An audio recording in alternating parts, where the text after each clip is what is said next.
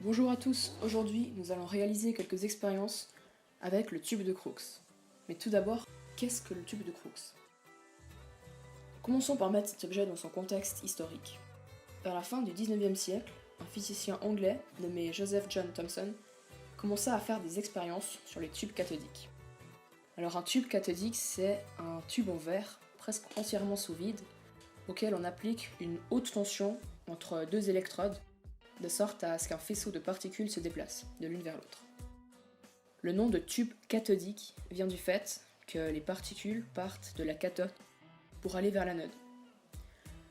À l'aide de plusieurs expériences autour de ce tube qui a été élaboré par lui-même, Thomson a fait plusieurs découvertes impressionnantes qui lui ont permis de découvrir l'existence de l'électron, qui était une particule jusqu'alors inconnue. Ses travaux et bien d'autres lui ont valu un prix Nobel de physique en 1906. Aujourd'hui, nous allons réaliser les mêmes expériences qui ont mené Thomson à la découverte de l'électron, afin de le découvrir à notre tour.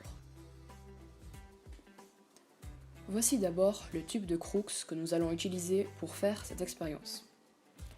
Tout d'abord, voici un premier générateur à haute tension, relié par des fils à une anode et une cathode latérale.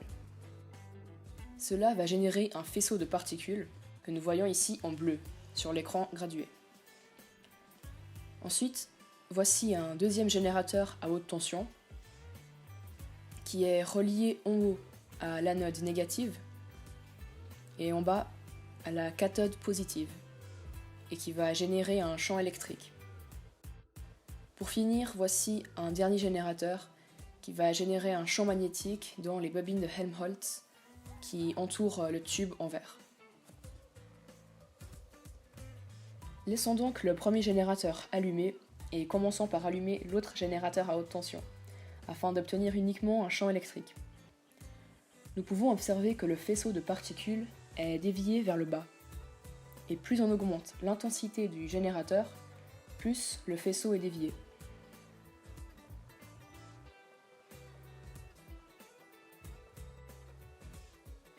Voici donc un schéma du tube de Crookes. Nous avons donc l'anode négative en haut et la cathode positive en bas.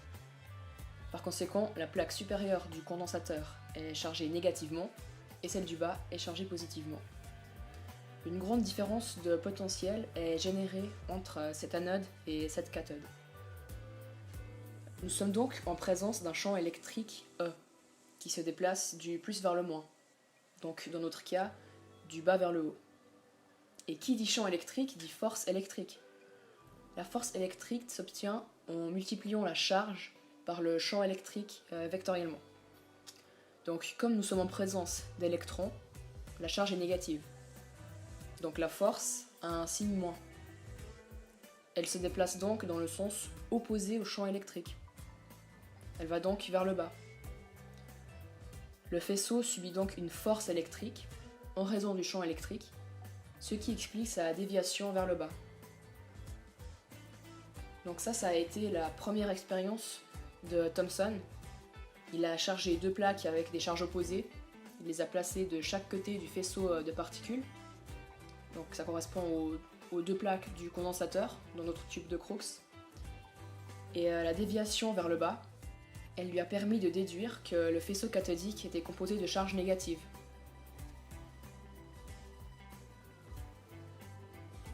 Allumons maintenant l'autre générateur, afin d'obtenir un champ magnétique. Cette fois-ci, le rayon est dévié vers le haut. Et de nouveau, plus on augmente l'intensité sur le générateur, et plus le rayon est dévié. Comment expliquer cela? Voici donc un schéma du tube de Crookes avec les bobines de Helmholtz. Nous savons que le courant circule dans le sens inverse des aiguilles d'une montre, car il se déplace du plus vers le moins.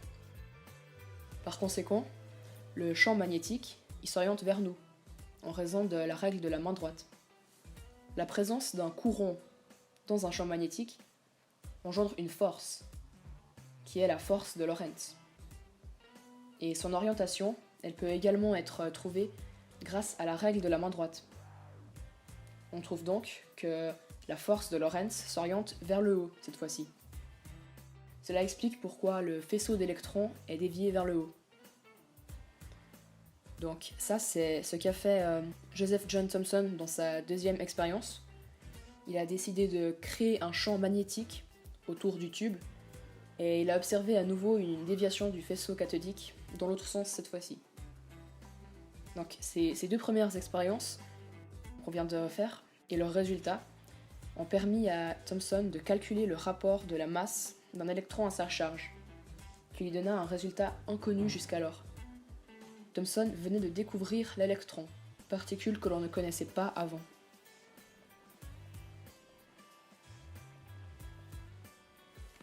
Allumons maintenant les deux générateurs afin d'avoir à la fois un champ électrique et un champ magnétique. On observe que le faisceau d'électrons va quasiment tout droit.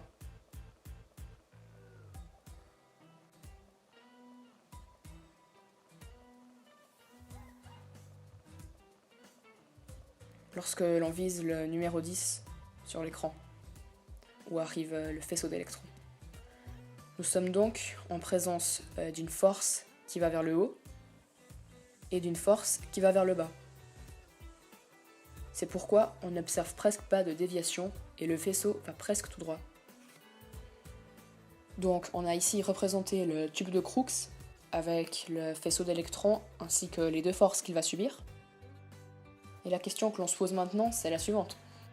Est-ce que ça va être possible que la force de Lorentz et la force électrique se compensent? On va bientôt le savoir. Pour que les deux forces s'annulent mutuellement, il faut que leur résultante, donc leur somme vectorielle, qui est égale à la masse multipliée par l'accélération selon la deuxième loi de Newton, soit nulle. Or, si la résultante est nulle, l'accélération l'est aussi. En effet, il faut que la multiplication masse fois accélération soit nulle. Et pour cela, au moins un des deux termes doit être nul. La masse ne l'est pas, car il y a des électrons qui ont une masse. Donc c'est l'accélération qui est nulle. Par conséquent, selon la définition de l'accélération, la variation de vitesse est nulle, et la vitesse est donc constante. Le faisceau d'électrons, il n'est donc pas dévié, et il va tout droit. Donc comme elles sont de sens opposés, la force de Lorentz doit être égale à la force électrique pour qu'elle s'annule. Dans ce cas, le faisceau va tout droit. C'est ce que nous avons obtenu lors de notre expérience. Voilà, alors c'est tout pour aujourd'hui. Merci d'avoir vu cette vidéo, j'espère qu'elle vous a plu et que vous en avez appris plus sur le tube de Crookes et sur l'électromagnétisme. Allez, à bientôt!